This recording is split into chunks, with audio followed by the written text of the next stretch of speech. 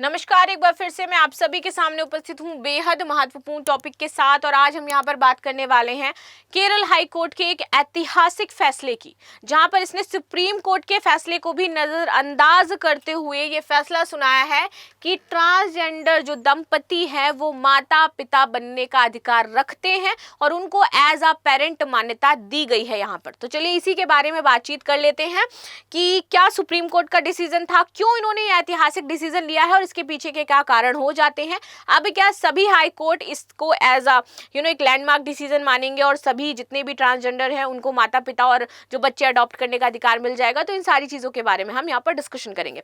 इससे पहले आपके लिए यहाँ पर सूचना है कि ISGS फाउंडेशन कोर्स पर आपको 60% का ऑफ दिया जा रहा है। उसके तहत इतने कम रुपए में आप ये कोर्स परचेज कर पाओगे। पीसीएस फाउंडेशन कोर्स पर आपको 75% तक का डिस्काउंट दिया जा रहा है। उसके बाद 71st BPSC है, ये इंपॉर्टेंट हो जाता है। 70 डेज प्रोग्राम होगा, 4500 में कक्षाएं हैं। 10 जून से आपके बैच शुरू होने वाले, तो आप जाकर के जो इन्फॉर्मेशन है इसकी 9555124124 पर ले सकते हैं। आगे आते हैं तो केरल हाई कोर्ट ने हाल ही में एक ऐतिहासिक फैसला सुनाते हुए ट्रांसजेंडर दंपति जहाद जिया पावल को उनके बच्चे की जन्म प्रमाण पत्र में माता और पिता की जगह पर पेरेंट्स के रूप में दर्ज करने का निर्देश दे दिया है, जो कि वाकई एक बहुत ही महत्वपूर्ण फैसला हो जाता है। ये फैसला ट्रांसजेंडर समुदाय के अधिकारों की दिशा में एक मील का पत्थर माना जा रहा है। आगे आते हैं, मामला क्या था, पृष्ठभूमि समझते हैं इसकी। जहाद एक ट्रांस पुरुष हैं और जिया पावल एक ट्रांस महिला हैं। भारत की पहली ट्रांसजेंडर दंपति हैं जिन्होंने फरवरी 2023 में एक बच्चे को जन्म दिया था।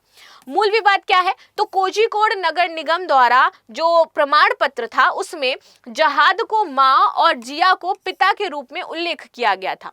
साथ ही कोष्टक में ट्रांसजेंडर शब्द का उल्लेख किया गया। अब देखो आपत्ति कहां पर आती है। आपत्ति आती है कि जो याचिकाकर्ता थे यानी कि जो जहाद थे, इनका कहना था कि ये वर्णन उनकी वास्तविक लैंगिक पहचान को नकारता है, जबकि वे स्वयं को माता पिता पेरेंट के रूप में देखना चाहते हैं और बिना लिंग विशिष्टता जेंडर लेबल के यहाँ पर पेरेंट मेंशन किया जाए, ना कि ट्रांसजेंडर ऐसा मेंशन किया जाए। वहां पर पेरेंट्स लिखा जाए क्योंकि हम बच्चे के पेरेंट्स हो जाते हैं। अब देखो याचिका और कानूनी प्रक्रिया क्या है। याचिका में कहा गया कि केरल जन्म और मृत्यु पंजीकरण नियम 1999 के तहत लिंग तटस्थ यानी कि जेंडर न्यूट्रल प्रारूप को अपनाएगा। तो जेंडर न्यूट्रल प्रारूप अगर आप अपना रहे हो जो कि आपने मेंशन किया है, तो आपको वहां पर क्या है, ट्रांसजेंडर नहीं मेंशन करना है, यानी कि इसको हटाना पड़ेगा। तो नियम तो ये कहता है। याचिकाकर्ता जहाद ने बताया कि उन्होंने वर्षों पहले पुरुष के रूप में अपनी पहचान स्थापित कर ली थी और उसी रूप में जीवन यापन कर रहे हैं। वकीलों का तर्क था कि मौजूदा प्रणाली केवल पुरुष और महिला की बाइनरी को ही मान्यता देती है, जिसमें ट्रांसजेंडर और नॉन बाइनरी लोगों के अधिकारों का हनन हो रहा है।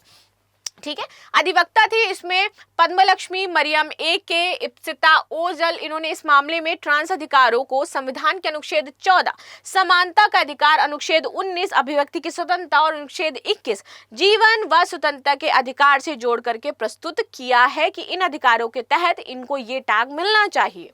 अदालत का निर्णय क्या था, तो यहाँ पर न्यायमूर्ति थे जियाद रहमान AA। इन्होंने एक महत्वपूर्ण फैसला सुनाया। कोर्ट ने कहा कि सरकारी दस्तावेजों को नागरिकों की लैंगिक पहचान और आत्मसम्मान के अनुसार संशोधित किया जाना चाहिए, यानी कि सरकारी दस्तावेज संशोधित हो सकते हैं उनके आत्मसम्मान और अगर यहाँ पर समानता और लैंगिक पहचान की बात आती है तो आप अपने सरकारी दस्तावेजों में भी परिवर्तन करवा सकते हो। ये एक लैंडमार्क डिसीजन है और ये लाइन बहुत इंपॉर्टेंट हो जाती है किसी भी चीज के लिए।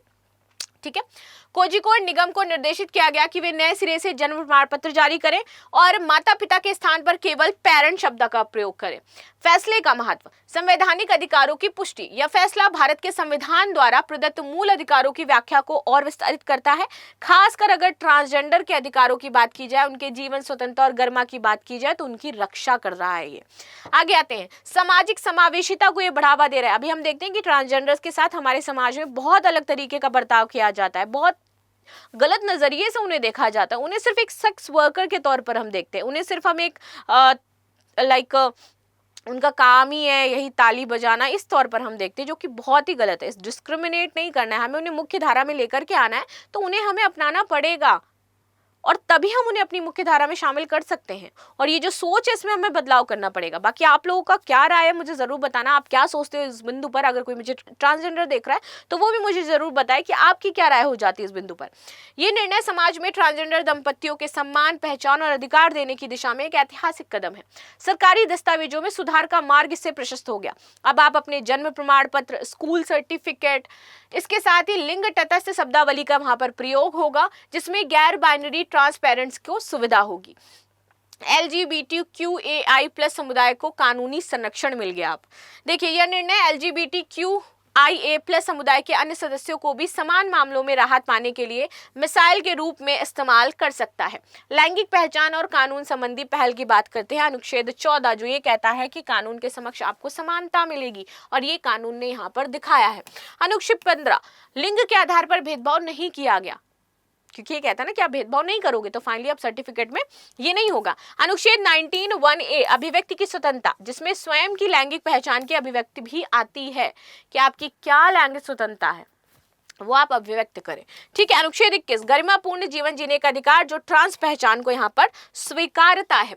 सुप्रीम कोर्ट का पूर्व संदर्भ नालसा बनाम भारत सरकार 2014। सुप्रीम कोर्ट ने नालसा बनाम भारत सरकार 2014 के ऐतिहासिक फैसले में ट्रांसजेंडर व्यक्तियों को थर्ड जेंडर के रूप में मान्यता दी थी।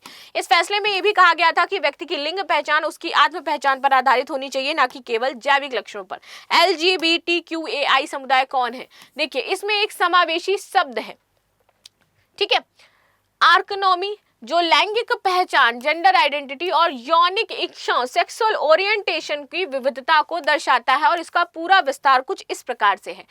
लेस्बियन, एल से होता है लेस्बियन, वे महिलाएं जो अन्य महिलाओं के प्रति यौन और भावनात्मक आकर्षक महसूस करती हैं, वो लेस्बियन। जी, गे होता है, इसका मतलब वे पुरुष जो अन्य पुरुष के प्रति आकर्षित होते हैं, या कभी कभी समलैंगिक लोगों के लिए सामान्य शब्द यूज किया जाता है। बाइसेक्सुअल, ये क्या होते हैं? ये वे लोग होते हैं जो दोनों लिंग यानी महिला और पुरुष दोनों के प्रति आकर्षित होते हैं सेक्सुअल रूप से। ट्रांसजेंडर, ये वे व्यक्ति होते हैं जिनकी जन्म के समय दी गई लिंग पहचान यानी कि सेक्स असाइनमेंट एट बर्थ उनकी वास्तविक लैंगिक पहचान से मेल नहीं खाती है। वे महिला से पुरुष या पुरुष से महिला या अन्य पहचान रख सकते हैं। इसके बाद आता है क्यू यानी कि क्वीर। ये एक व्यापक शब्द है जो पारंपरिक यौन और लैंगिक श्रेणियों से बाहर की पहचान को दर्शाता है। इसमें LGBTQIA+ लोग इसे अपनी पहचान के रूप में उपयोग करते हैं। ठीक है। आई, इंटरसेक्स, वे व्यक्ति जिनके जैविक यौन लक्षण हैं जैसे कि क्रोमोसोम, हार्मोन, प्रजनन अंग पुरुष या महिला के पारंपरिक वर्गीकरण में नहीं आते हैं। ठीक है। एसेक्सुअल या फिर एली, देखिए एसेक्सुअल वे व्यक्ति जिन्हें किसी के भी प्रति यौन आकर्षण नहीं होता है, वे एसेक्सुअल होते हैं। एली, वे लोग जो LGBTQAI+ समुदाय के अधिकारों और सम्मान के लिए समर्थन करते हैं, भले ही स्वयं वो LGBTQ+ ना हो, ये आपके एली होते हैं। ठीक है। प्लस ये चिन्ह दर्शाता है कि समुदाय में और भी कई पहचान है, जैसे कि पैनेसेक्सुअल, डेमीसेक्सुअल, जेंडर फ्लूइड आदि, ये सभी आपके संक्षिप्त रूप से इसी तरीके से कवर किए जाते हैं प्लस के तौर पर। तो आज आपको शायद LGBTQIA+ का पूरा क्लासिफिकेशन देखने को मिला होगा। लास्ट में क्वेश्चन है कि निम्न में से भारतीय संविधान का अनुच्छेद 15 किस अधिकार से संबंधित है? समान अवसर का जो अधिकार है, धर्म की स्वतंत्रता का अधिकार, जाति धर्म लिंग आदि के भेदभाव पर आधारित जो अधिकार है, और संपत्ति का अधिकार है।